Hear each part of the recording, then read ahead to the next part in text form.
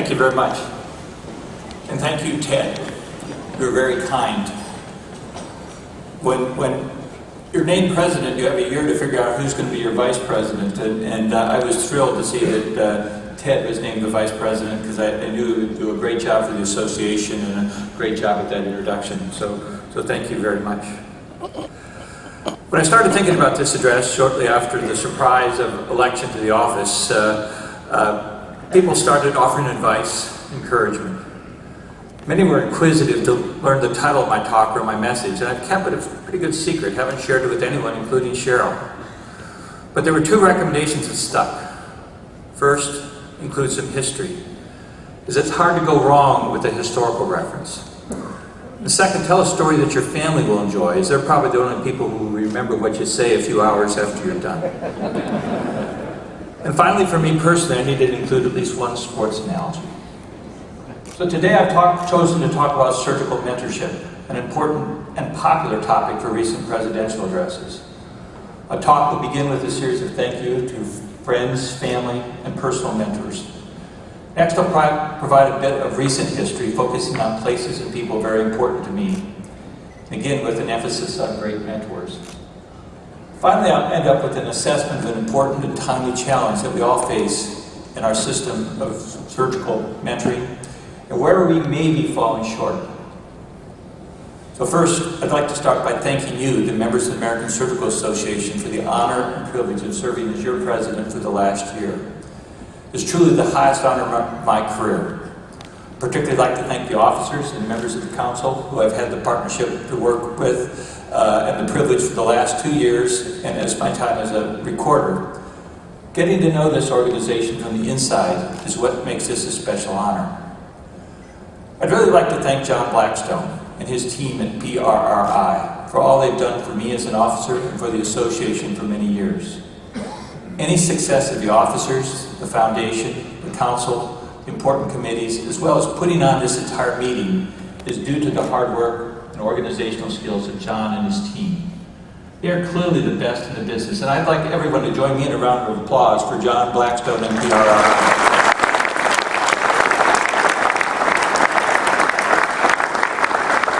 My Fury is in the back and doesn't even hear this. Oh, there he is, John. Thank you so much.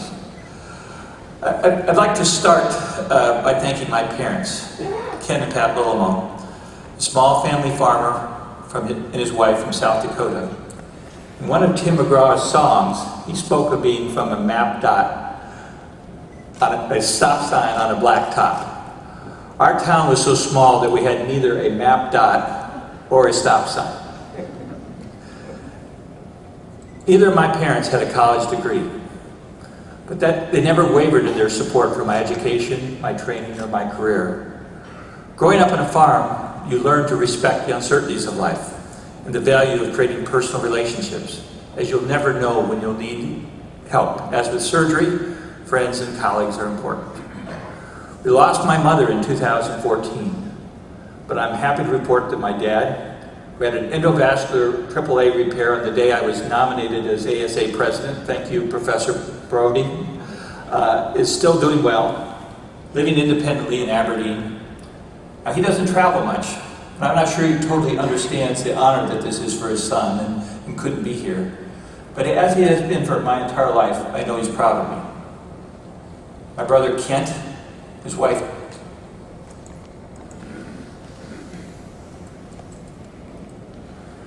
need to go the other direction, guys. My brother Kent, his wife Tammy, Dr. Tammy Lillemoe, and their daughter, soon to be Dr. Jenna Lillemoe, who I'm happy to report will be a Mass General pediatric intern next year, are here today. I'm so pleased to have them here to share this occasion with the rest of our family and so many friends. But for a family that started without a college graduate, we now have 5 MDs, including 4 women. So I know my parents must be proud of their kids and their grandkids. All 4 of our children are here. Chris is our oldest and our only son. He works in IT staffing in Baltimore. He's my sports confidant, as a fellow fan or a bitter rival for our respective teams, as an advisor for my fantasy football team, or just keeping me up to date on the information. He's always there.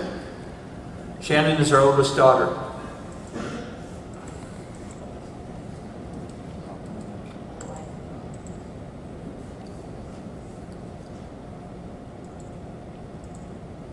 Shannon is our oldest daughter. She and her husband Adam Housley live in Baltimore. Shannon has followed in the footsteps of her mother and is a teacher at the same Baltimore County elementary school where our kids attended. And Cheryl spent years volunteering. Adam works for Wells Fargo. They're expecting our first grandchild this summer. Becky went to the University of North Carolina to play lacrosse and has never left the Triangle, where she worked for Quintiles IMS. Her husband, Paul Griffin, is an NC State and Campbell Law School graduate. As you might see, she's neck and neck with her sister Shannon in the grandchild race to the finish line in July. Finally, Heather. It took the youngest child to choose medicine as a career. After 4 years of college at Vanderbilt, she returned to Baltimore and the University of Maryland Medical School, where she was encouraged and mentored by Steve Bartlett, Rich Alexander, and John Olson and others into a career of surgery, despite her father. She's returned to Vanderbilt as a surgical resident and is now finishing her third clinical year. Will be going to MD Anderson as a surgical research fellow in July. She is here today with her significant other, Luke Singh, who also trained at Vandy as an oral maxillofacial surgeon. Kids, I appreciate you all being here, for your love and support through the years. Despite my long hours, career moves, I went around being a bit of a demanding father. I want you to say how proud I am of all of you and of what all you've accomplished in your careers.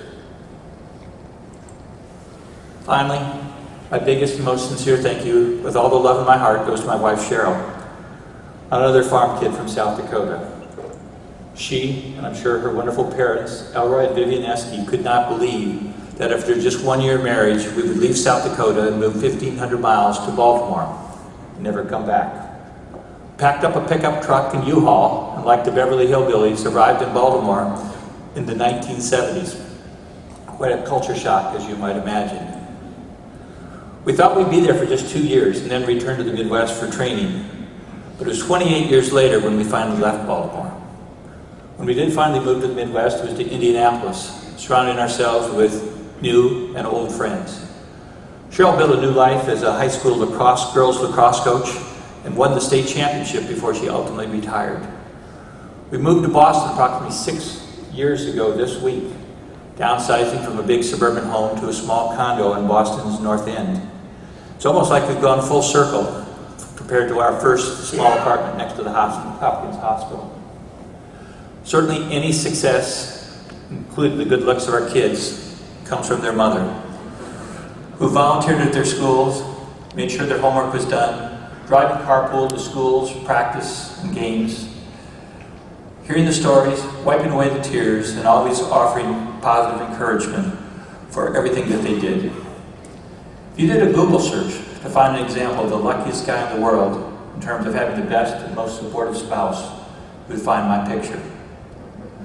Throughout almost 42 years, she's been my best friend, strongest supporter, and clearly my better half. Cheryl, I love you, and I consider myself fortunate to have shared all the challenges, the happy times, and the tough times of these years with you. Now for my surgical mentors. To quote past President Courtney Townsend in his ASA Presidential Address, "When you see a turtle atop a flagpole, you know it had a lot of help getting there." I am the proverbial turtle and owe so much to so many. As Ted said, my interest in surgery began on a summer rotation at a local community hospital when I was introduced to a private practice, solo practice, general surgeon named Bernard Gerber. He had trained at Northwestern. He wore the long gray coat. He understood academic surgery and loved teaching. After just 1 year of medical school in South Dakota, he let me do more in the clinic, in the hospital, and in the OR, that becoming a surgeon was a done deal. We remained close, and after I moved to Baltimore, whenever I'd come back to South Dakota, I would stop in to fill him in on my career. I know he was as proud of me as he was of his own children. We lost Dr. Gerber last fall to all things pancreatic cancer, a topic we talked about often. Although Hopkins had a great faculty, and I had many mentors during my first few years, my first true academic mentor was John Harmon. I actually enlisted in the Army in 1980 to go work with John at the Walter Reed Army Institute of Research. Took me to my first meetings, helped me write most of my first papers, and remains a very good friend. At Hopkins, despite the great faculty, it was really the senior and chief residents who were responsible for most of the teaching in and out of the OR. These residents, along with many others, were great mentors and great friends. And what's so special about being at Hopkins is we really do come together every 2 years for a reunion that is so important. But during the years of my residency, early years of my residency, there were 2 people who stood out, who left Hopkins when they completed their training, and then were recruited back when I was a chief resident by John after he became chair of surgery. In my opinion, the recruitment of Henry Pitt and Mike Zinner, more than anything else, was a major turning point in setting Hopkins off for the next 3 decades as a leading academic institution in GI and pancreatic surgery. Henry was my research and clinical mentor, and Mike was always there to guide me in so many ways, particularly in managing people. Both stayed at Hopkins until they went off to be chairs at MCW and UCLA, respectively. We remained close, and they never stopped mentoring or supporting my career. Fortunately, I was reunited with both Henry, who joined me in Indiana and helped me build a great HPB program and served as an early leader in the field of quality and safety. And then when I moved to Boston, Mike was there as the chief at the Brigham. Clearly, I owe much of my success in Boston to Mike's friendship, mentorship, and support. Henry and Mike were certainly true academic role models, mentors, and again, great friends. I served as the Halstead Chief Resident at Hopkins in '85 and '86. I was part of a great class. I'm proud to say that all 4 of the Chief Residents of that year are members of the American Surgical Association. Tim Buckman was probably the smartest surgical resident I've ever known. Steve Bowling was our cardiac chief, who everything always seemed to work out to be a success for Steve and has been throughout his whole career. But more importantly, there was Charlie Yo, a tremendous technical surgeon and a true superstar on all fronts. I always felt I was the person added to the class to add a bit of mediocrity. But perhaps John saw something in this group, because in his next major recruitment, he offered all 3 Halstead General Surgery Chief Residents an opportunity to stay on the faculty. Now, one might think that'd be strange or even counterproductive to recruit nearly 2 identical graduating chief residents to essentially the same position as a junior academic GI surgeon. Charlie and I had become good friends. Charlie was a Princeton grad from New York, or from New Jersey, and me, the farm kid from the University of South Dakota. We shared an office, a secretary, traveled to meetings together, and shared rooms. We both loved sports. And as our family grew, we spent nearly every holiday together. Charlie's lovely wife, Terry, became and remains one of Cheryl's closest friends. We communicate at least weekly, share Ravens tickets, and get together whenever we can. We never let our naturally competitive nature as frustrated athletes, who never became quite as good as we had hoped, although Charlie was clearly better than I was, come between us. We supported each other clinically in our academic careers and in our personal lives. For many years, we competed on the intramural basketball courts, the annual faculty house staff softball game, or so-called games of touch football. There were good times, a few great victories, and as we got older, a significant number of injuries. But it was the teamwork on the field and court that helped bring us closer together. Charlie remains my best friend, and it's such an honor to be in his home city for this meeting. It's an also honor to be in Philadelphia, the academic home of our association's founder, Samuel D. Gross. So if you don't get a chance to walk over there, and here's the statue, but it is only 3 blocks away on the Thomas Jefferson campus. We had a great department in those days, made up of good friends, both in and out of the hospital. But the academic successes of that era and the great progress we made in pancreatic surgery with all those citations, but the best part of my job was the association of the Hopkins Surgical Residents. Being the associate program director during that era made me recognize the satisfaction of being a mentor. I take great pride and pleasure in the success of our many trainees, many of which are members of this society. And it's a great honor that many of them still come to me decades later for career advice or with a question about a job opportunity. I'm so proud to have been associated with so many rising superstars in our field. In 2003, I was given the opportunity to become the chair at Indiana University. It was at IU I had the benefit of my association with Jay Grossfeld and his valuable mentoring. As we heard this morning, we lost Jay in the last year. Jay was a great leader, a great friend, and the best person in the world to have as your predecessor as a new chair, as he was always there to help me whenever I had a question or a problem. Jay had created a strong foundation in the department. There was a great faculty, a great residency, and there was a great GI ERCP service, which made it ideal to build a world-class pancreatic service. I recruited many of my old friends from Hopkins, and I learned so much about being a chairman. Cheryl and I were extraordinarily happy, and we developed many great friendships. Indianapolis was a great city and a great sports town. I actually became a Colts fan again. But in 2011, I was offered the chance to come to Boston and the MGH. Now, it might have seemed like a no-brainer, simply because of the prestige of the MGH into Harvard, but I saw it rather as an opportunity to bring my own culture to a great institution and to be at the cutting edge of what was a changing world of healthcare.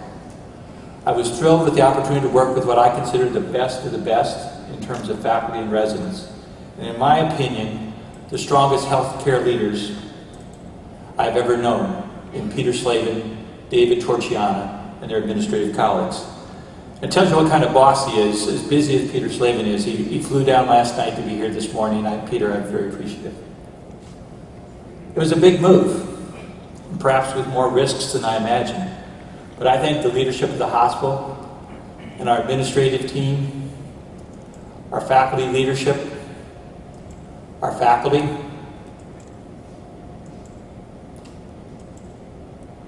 and especially the residents for welcoming and making this job satisfying, especially for a non-MGH, non-Harvard guy. Now, one of the true benefits of coming to the MGH has been the great history of surgical leadership, and how lucky I am to have my three predecessors still at work nearly every day. As Ted said, Paul Russell, Jerry Austin, and Andy Warshaw have all been totally supportive. Like Jay Grossfeld, they were always there when I needed them, and are great personal mentors, each in their own way. I'm so proud, again, that all three of these great surgical leaders will be attending this meeting to support me. So Paul, Jerry, and Andy, thank you so much for all your support. We clearly have challenges with healthcare regulation in Massachusetts, with our friends at the Boston Globe, and strong competition to great medical institutions throughout all of Boston and New England. But as I've said many times, I've never worked so hard in my life, but I've never enjoyed a job as much as the one I do now. Finally, I've been blessed with great academic surgical mentors outside my own institution. Surgical leaders who I've always looked up to and felt honored that they've taken the time to become my friend and to help me in so many aspects of my academic surgical career and even my personal life. But one individual stands out, however, and that's Bing Rickers, who asked me to be his associate editor for Annals of Surgery. Although David Saveston had managed Annals for several decades as the sole editor-in-chief, the journal was moving to the electronic era, manuscript submissions were increasing, and Bing needed a junior partner. He taught me a lot about Annals, but we had a lot of fun also on our weekly phone calls talking about the Packers or the Badgers or the Vikings and any other sports topic that would come our way. I appreciated that Bing would help pass the reins of Annals of Surgery to me so that I now have the best part-time job in surgery.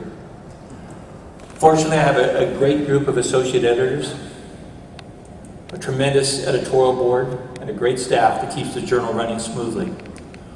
All of us at Annals are certainly proud to have been the journal of the American Surgical Association for the past 130 years and the European Surgical Association for the last 20 years. It's been a mutually beneficial relationship for the journal, the associations, and their members, which I hope we can maintain for many years in the future. So now I'd like to focus on the historical portion of my talk and acknowledge two of my most important mentors and role models, John Cameron and Jerry Austin. Both represent great leaders of their outstanding institutions, the Massachusetts General Hospital and the Johns Hopkins Medical Institutions. So before focusing on Jerry and John, as someone who's had the unique opportunity of working almost my entire career at these two great institutions and surgical programs, I'd like to share a little bit about the history of these two great institutions that have produced these great surgical leaders, plus many others. Although the Mass General is approximately 75 years older than Hopkins, both hospitals were founded with similar missions. The founders of the MGH, including the surgeon John Collins Warren and the physician James Jackson, and the Baltimore philanthropist Johns Hopkins, realized that general hospitals were necessary not to serve the wealthy, but to provide care for the disadvantaged populations of their communities. This mission of providing care for the underserved populations of their cities continues now over 200 years later for the MGH and 130 years later for Hopkins. Both hospitals have beautiful domes and were originally designed by world-class architects. MGH by the Boston architect Charles Bulfinch, and the MGH by the surgeon John Shaw Billings, a member of this association. Both hospitals were committed to education and were associated at their very early stages with great medical schools and universities. Both institutions made research and innovation an early part of their mission. Both Hopkins and the MGH had strong founding surgical leaders, John Collins Warren at the MGH and William Stewart Halstead at Hopkins. Both of these individuals made major contributions to surgery in their era, left behind long legacies of outstanding trainees. Surgical training, as we know it now, was greatly influenced by the leaders of these institutions. The origins of modern surgical training began at Hopkins under William Stewart Halstead, and Edward Churchill introduced a rectangular, non-pyramidal concept to surgical training at the MGH in 1939, saying half of a surgical training is about as useful as half a billiard ball. Both institutions have made major impact in the delivery of safe and high-quality surgical care. Examining and reporting on surgical outcomes had its origin at the MGH in the early 1900s through the efforts of Ernest A. Codman, the founder of the End Results Reporting. Nearly 100 years later, Peter Pronovost, a surgical critical care specialist, and his surgical colleagues at Hopkins introduced the checklist protocol, which my colleague Atul Gawande, who wrote in the New Yorker, said, has saved more lives than any laboratory scientist in the last decade. The similarities in the training programs continued just until the last decade, when both programs gave up their historic and unique super chief ward services, the Halstead service at Hopkins and the East and West surgical services at the MGH. These two hospitals have had friendly competition for decades, particularly related to the U.S. News and World Report ratings of the best overall hospital in America. Like the Yankees dominating the Red Sox, Hopkins had a 21-year winning streak, which ended in 2012 with the MGH being named #1. He knew it had to be special. Peter Slavin called me before it was announced. I was actually in Paris just to say that we had bumped Hopkins just 1 year after I had arrived. I was really proud of that, but recognized that these facts were true, and unrelated. It's been back and forth now for 5 years, with the Mayo Clinic and the Cleveland Clinic now firmly established in the mix. However, a major distinction is both the MGH and Hopkins remain true full-service academic general hospital, serving their communities as trauma centers, cancer centers, children's hospitals, and safety net hospitals for the underserved populations of Boston and Baltimore. Hopkins and the MGH have amongst the highest quality, best funded fundamental and clinical research programs of any academic medical centers in the world, and arguably the very best training programs, not just in surgery, but across the board.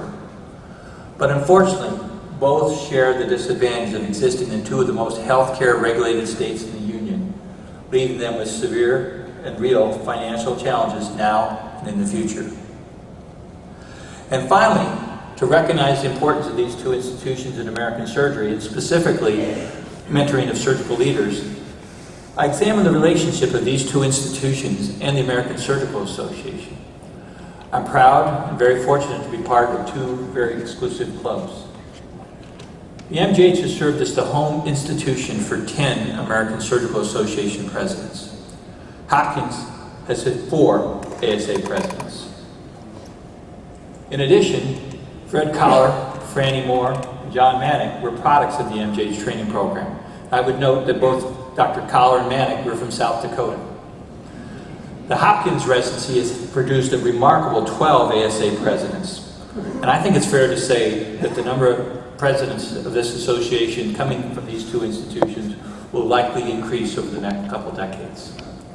Currently, the MGH's Department of Surgery has 43 members in the American Surgical Association, and I'm proud to say 3 new members were introduced earlier this morning.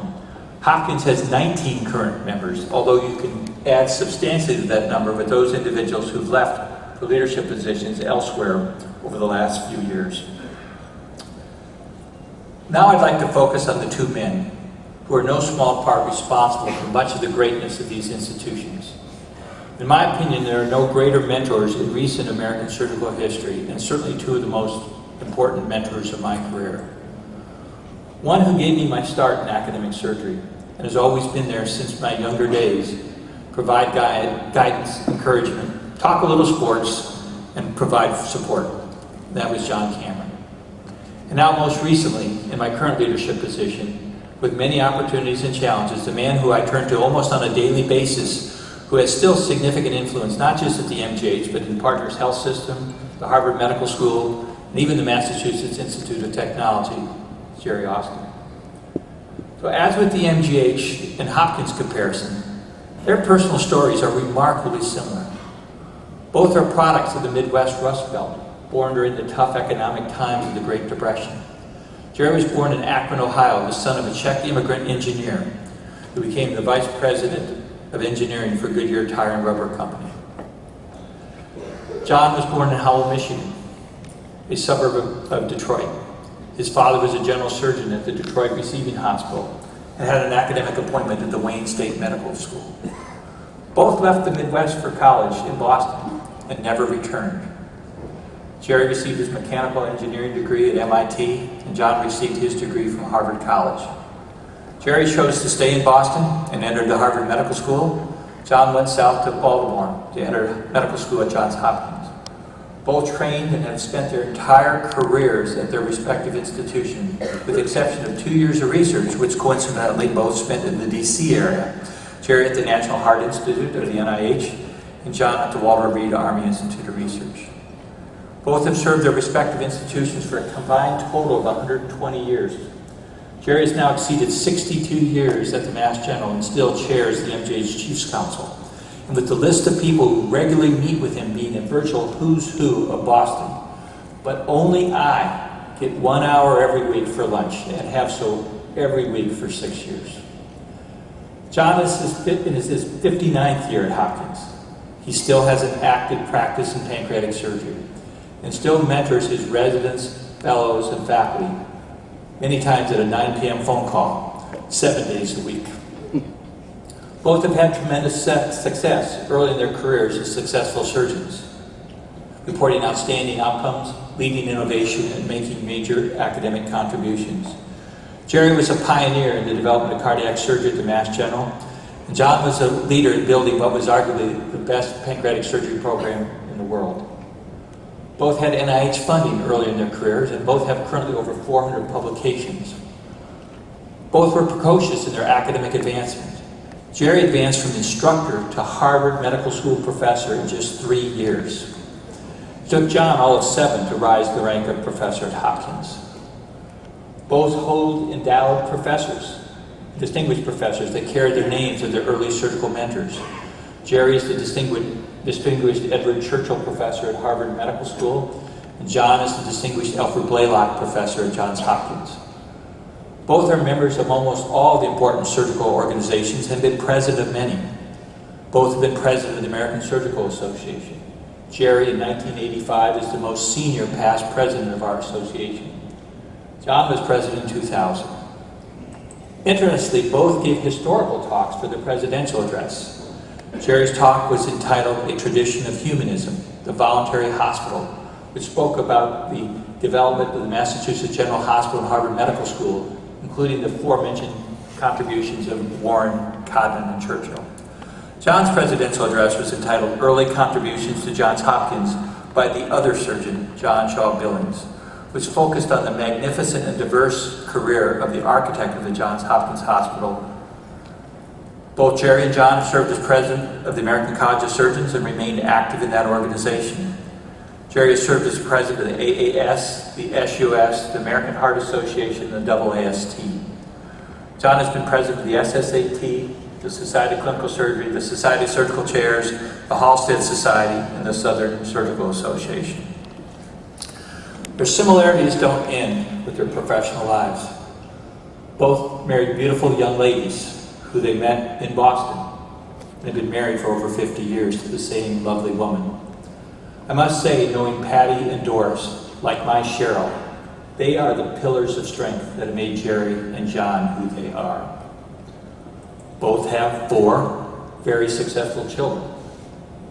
But not to play favorites, both have sons who are surgeons and rising superstars at their own home institutions. Interestingly, neither would train their own son. Jay went to the Brigham, but now is, after training in plastic surgery, is with us at the MGH as the chief of the division of plastic and reconstructive surgery and of our burn division. Andrew Cameron trained at the MGH as the chief of transplant at Hopkins. So even with all their successes in their personal careers, I know both of them well enough to say that if I asked them what they're most proud of, it would be their roles that they played as mentors for so many young surgeons. Now, I could talk all day about the individual stories of success, including my own, but rather than focus on quality, I would rather focus on quantity of their successful mentoring. And just to keep it simple, I will only point out the number of mentees of Jerry and John who've gone on to become chairs of surgery at academic or teaching institutions. Recognizing that both have trained dozens of division chiefs, program directors, and other academic leaders. Jerry's direct descendants of the Mass General Training Program, or their faculty, include 18 chairs of surgery, 9 chiefs of major children's hospital, a University of Texas chancellor, a new member Francisco Cigarella, former Undersecretary of the Army, a U.S. Senator and former presidential candidate, 2 of the most prominent healthcare leaders in America, Toby Cosgrove and Dave Torchiano. John's track record for training surgical leaders is probably unparalleled, even surmounting the track records of his predecessors, William Halstead and Alfred Blaylock. To my count, 27 residents or faculty, so to say, with John, have gone on to chair positions. And I predict that number will increase over the next 10 years. In addition to the direct surgical descendants of their programs, you need not look far to find leaders of other surgical and even medical specialties who greatly benefited from the mentorship of Jerry and John. So this brings me to the question of the specific title of my talk, Surgical Mentorship, a Great Tradition, but can we do better for the next generation? You've all just heard the fabulous track record of mentoring of Jerry and John. As I look around this room, I think it's fair to say that there are many, many comparable mentors for so many of us. So how could we do better? Well, surgery has changed greatly from the era of Jerry and John when they were chiefs of surgery. In the 29 years that Jerry Austin was the chief of surgery at the MGH, ending in 1997, had only 4 female chief residents, with the first chief resident at the MGH being my colleague and our advocate at the MGH for our global surgery program, Susan Miller-Briggs. At Hopkins, Linda Raleigh, now at UCSF, was the first Halstead female chief resident, technically finished under Dr. Zeidema, but was clearly mentored by Dr. Cameron. In the 18 years ending in 2003, while John was the chair at Hopkins, there were 9 female chief residents in surgery and general surgery and cardiac surgery. Now, to be fair, John finished 4 residents each year, where Jerry only finished 2.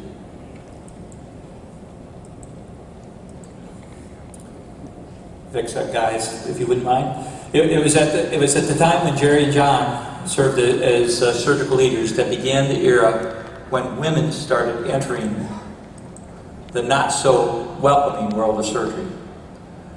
Now, much has changed in the last 20 years, and women are now a much bigger part of the field of surgery, constituting roughly 25% of surgical faculty and 36% of general surgery residents in the United States.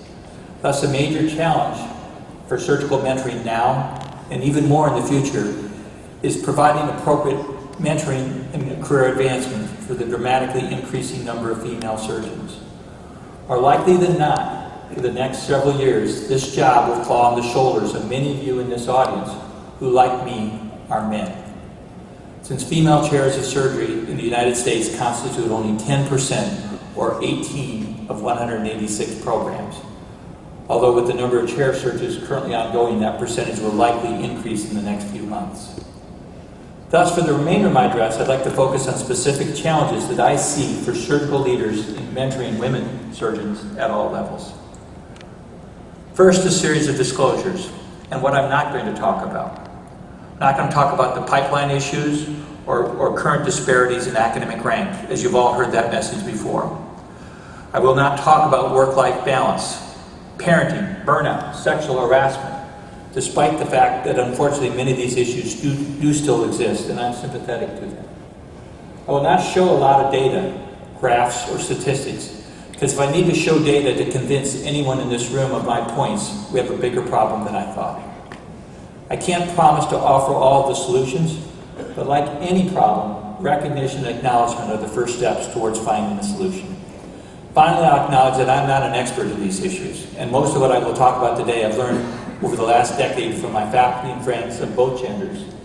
Specifically, I'd like to thank Mary Klingensmith, Julie Freischlag, Barbara Bass, Rebecca Minter, Melina Kibbe, many others, including female MJ surgeons and leaders, for their help providing me with ideas and opinions, data, and support. This is not an original idea. My colleagues and I at Hopkins recognized we had a problem and presented this paper to the SUS in 1994. Unfortunately, I now recognize in hindsight it was wrong and a sign of the problem that I was the first author on that paper. My good friend, my Hopkins classmate, my current boss and general surgeon at Mass General, David Ratner, gave a great presidential address at the SSAT in May of 2011, like 1 week after I started, entitled Happy Mother's Day. That meeting was actually held on Mother's Day, which in part represents part of the problem. If the academic surgical community could hold a big meeting on Mother's Day, that's part of the problem.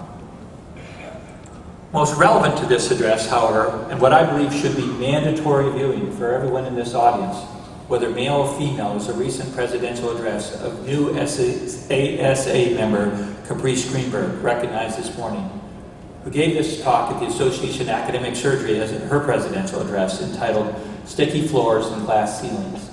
This talk has lit up social media and has appropriately put pressure on every surgical leader in America to be aware of the issues that women face throughout their career. Her address is now available on YouTube and at the website of the Association for Academic Surgery. I urge all of you to watch it. I have twice. Caprice's topic caught me by surprise. We presidents don't talk about what we're going to say in our presidential address, but it has put pressure on me to not be repetitious or plagiarize, or just to come close to having the impact of her address.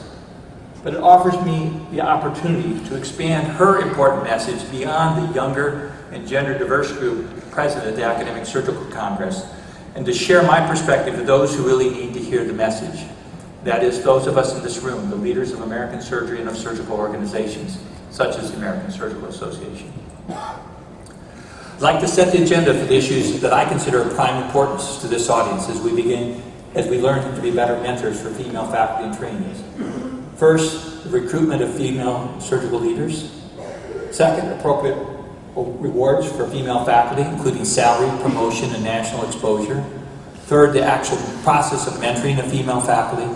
And finally, increasing membership and involvement of women in this and other surgical organizations. So let's talk about recruiting of female faculty, and most importantly, for surgical leadership positions. I believe the pipeline is no longer the issue. The number of outstanding female candidates is more than adequate to fill every open surgical leadership position in America today. The problem is not the pipeline, it is the process. For leadership appointments, this usually starts with search committees, which despite the significant efforts are still made up primarily of males. We as department leaders in searches for division chiefs, vice chairs, or other leadership positions need to be willing to carefully consider and in some cases take a chance, as often significant leadership experience might be lacking in otherwise very qualified female candidates. Search committees at all levels must be aware of two important concepts. First, implicit bias. Totally involuntary, lack of self-awareness, which we must fight in every search or hiring process. Next, the concept of gender schemas, a term beautifully defined by Caprice in her talk, which is implicit and non-conscious hypotheses developed in our childhood about the behavioral traits and preferences of men and women. Implicit bias and gender schemas are often key points that affect our views related to personal attributes of our leaders. A study at the Wharton Business School polled men and women executives as to key words representing important leadership traits. Women chose words such as multitasking, empathetic, compassionate, consensus building, and intuitive, whereas males chose terms such as ambitious, strong, decision makers, task-oriented, focused, competitive, dominant, and direct. Now, certainly good leaders should have some combination of all these traits. The problem is when a woman exhibits typical male qualities, they're often viewed negatively. Terms such as battle axe, ice queen, even a bitch are typically applied.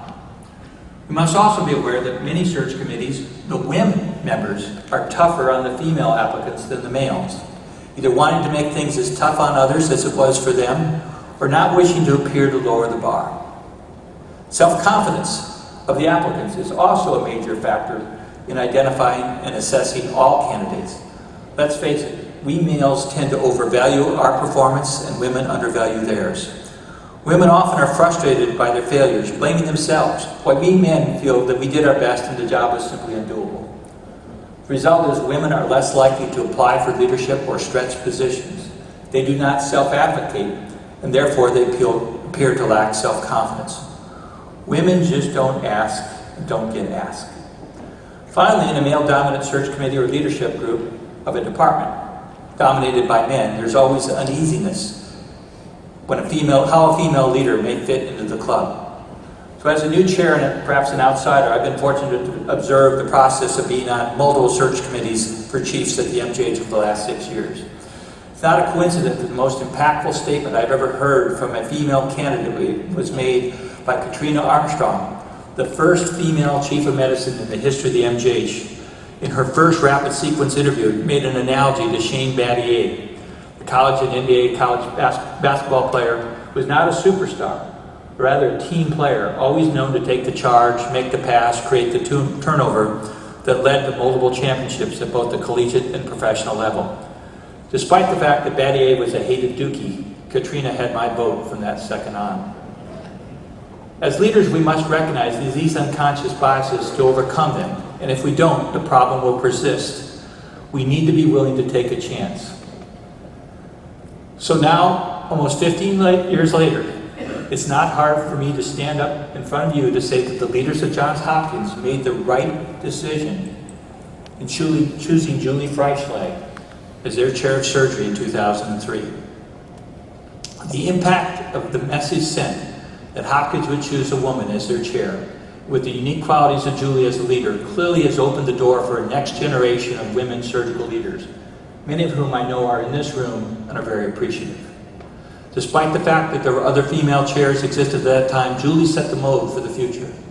To have the confidence to make that decision and to recognize the importance of her appointment at Hopkins, not just to Hopkins, but to the world of surgery, took guts and vision of the Hopkins leadership. And sure, it hurt me personally at the time, but now the overall benefit to American surgery is clear. All right, time for my sports analogy. Look at this slide describing two sports teams. As you can see, Team B clearly outperforms Team A in not just on the field, but financially, which in sports is important just as it is in medicine. But Team B is paid substantially less based on almost all available metrics. Now, I assume that almost everyone in the room knows already that I'm not talking about the Yankees versus the Red Sox or the Patriots versus the Ravens.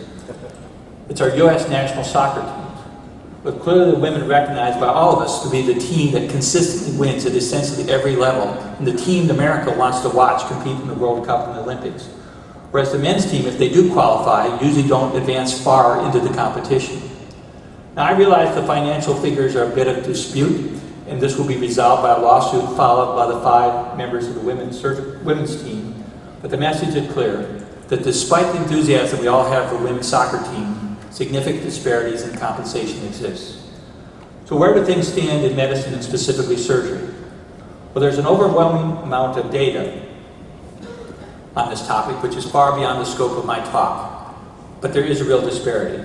The reasons are multifactorial, including evidence that women just tend to undervalue their own economic worth in negotiation. So despite how hard we might try to justify it, women surgical faculty are paid less than their male counterparts. So my message to those of you who do these negotiations with your female faculty and recruits is you need to be knowledgeable of these issues and be fair, as opposed to take advantage. Also, when mentoring your female residents and fellows, as they look for jobs, offer sound advice to help them represent their true economic value. It's better to be proactive than reactive, as this is no longer our dirty little secret amongst surgical leaders, because the message is out there. In fact, the Associated Women Surgeons statement on gender salary equity has now been widely circulated and is being openly discussed, including tomorrow morning at this meeting. Thus, surgical leaders, if you don't address these facts, your recruits will. Women also face other limitations that hinder their academic advancement, including promotion. A recent study in JAMA Medicine found that women faculty are substantially underrepresented in the percentage of speakers at grand rounds, being a visiting professor, serving on national organization programs, grant and review panels, study sections, and editorial boards. I think it's fair to say that this is a problem in medicine. It's an even bigger problem in surgery. In choosing a visiting professor, it's always easy to ask a colleague or an old friend. Again, for most of us, this is generally a male. So although it's just a small step, I'm proud to say that 6 of our last 10 endowed visiting professors invited to the MJH, including Caprice Greenberg this fall, have been women. And that 25% of the new members of the Annals of Surgery editorial board named over the last 6 years have been women. The third component of this theme is directly at the mentoring of women. Although ideally women need to see women in leadership positions, this will continue to be a problem now and for some time, simply based on the overwhelming number of males versus women in surgical leadership positions. Mentoring is clearly an art that all of us, men and women leaders, need to refine. Mentoring of women starts with awareness of their issues and perhaps having the confidence to vary your own mentoring techniques. With mentees of either gender, but primarily for women, the imperative is to establish comfort and confidence in the relationship and show personal interest, but then to clearly focus on career advancement and nurturing leadership opportunities.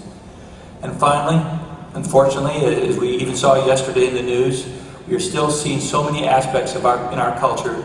The male surgical mentor must never use his position to take advantage or even imply taking sexual advantage of their mentees. We must show the world of surgeons that we as surgeons can rise above the military, the entertainment or news industry, or even politicians in this important measure of decency. There is some evidence that we're making progress. As many of the female members of this association know, with the help of Mary Klingensmith, Julie Freischlag, and Ann Mosenthal, the ASA conducted a survey of our female membership in an attempt to better understand support mechanisms and challenges that women face in professional advancement and participation in surgical societies.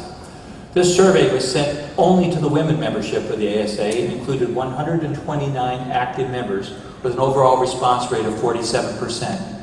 Not surprisingly, in this distinguished group, all respondents were professors and 9 were chairs. Ages ranged from 42 to 75 years.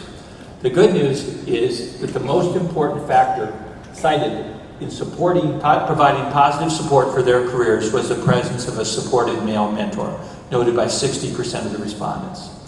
Unfortunately, nearly 80% of the respondents had felt some form of gender discrimination throughout their careers, but fortunately over 95% felt this discrimination did not threaten their career plans, and 87% would still encourage their daughter, their niece, their granddaughter, or any other young woman to pursue a career in surgery. As always, the additional comments provided in the survey tell the most important message.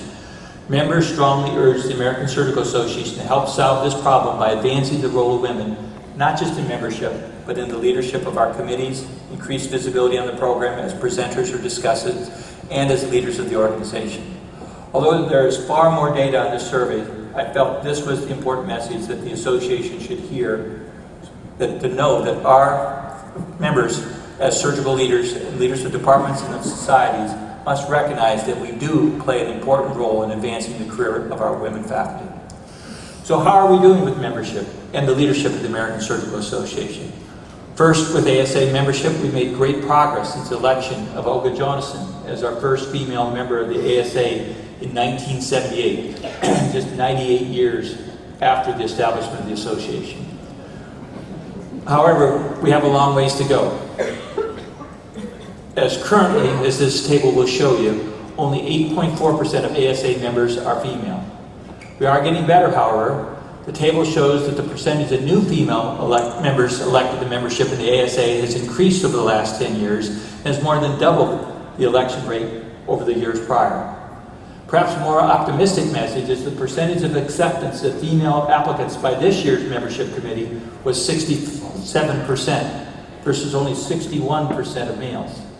I didn't do a t-test on this difference, but I think the message to surgical leaders should be to encourage the application of female faculty and that this organization is very receptive to their membership.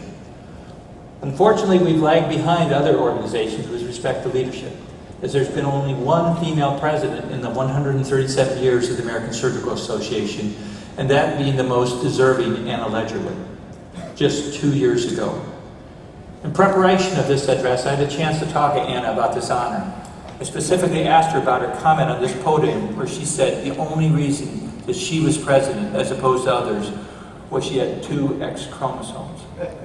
Now, I think everybody knows that that's not true.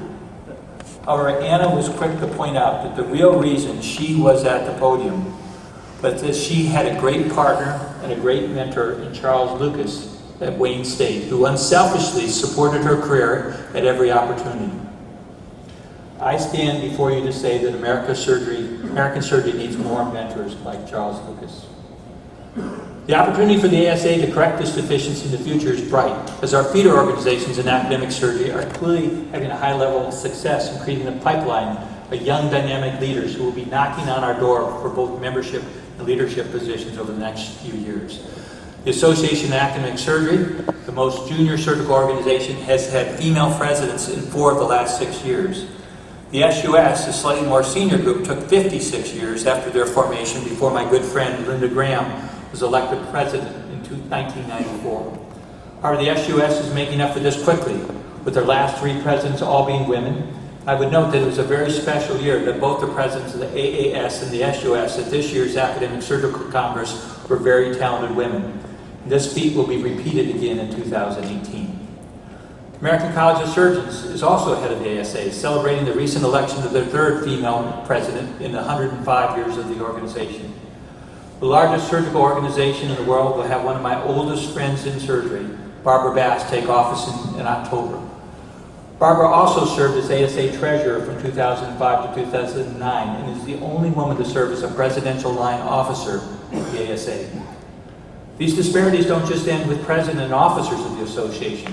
Of the 31 recipients of the Medallion of Scientific Achievement and the 21 recipients of the Flance Carl Award, there's been only one woman to receive each of these awards. It turns out that that woman was the same person, my colleague, my mentor, and still a very productive surgeon-scientist at the MGH, Pat Donahoe. Pat is one of only 4 women to serve as vice president of the ASA, with Olga Jonasson, Catherine Anderson, and Robin McLeod. Unfortunately, Pat at this moment remains the only female Harvard professor from the Mass General in history, a point I hope will be rectified very soon, as we have 4 very accomplished women in the professorial pipeline at the Harvard Medical School. Again, for the ASA, the future looks bright, as 23% of our ASA Foundation Fellows have been women, and in the last decade, 38% have been women. So as I close, my message to this organization is, despite our long, tradition-rich history, it's time that the American Surgical Association recognize that amongst our ranks there is tremendous talent in our female members worthy of recognition and of leadership opportunities. Please do not let this most prestigious surgical organization in the world become known as the last bastion of an old boys club. So in hopes of setting an example of doing what is right, not just for the association but for our profession, I'm happy to announce that this year every new committee appointment or leadership position based on presidential appointment will be filled by either a woman or an underrepresented minority, which in course itself would be a great topic for somebody else's presidential address. I want to leave you with 3 thoughts. First, a quote from Harvard business professor Boris Groysberg. There's a difference between diversity and inclusiveness. Diversity is about counting the numbers. Inclusiveness is about making the numbers count. Second, from perhaps the most important resident in the history of this great city, Ben Franklin, justice will not be served until those who are unaffected are as outraged as those who are. And finally, a photo that states my sincere desire and hope that my daughter, a third-year surgical resident, has the great fortune of having such a strong group of mentors and the great opportunities that I've had. So in closing, I'd like to share one cover photo from the New Yorker. This photo has created a strong message that is exploding on social media and filling Twitter accounts across the world at the hashtag #LookLikeASurgeon. This is a message that we as surgical leaders need to hear and respond to accordingly in our roles as mentors for the current and next generations of surgeons. We can do better. Thanks so much again for the association, for the honor of serving as your presidents and the opportunity to share this message.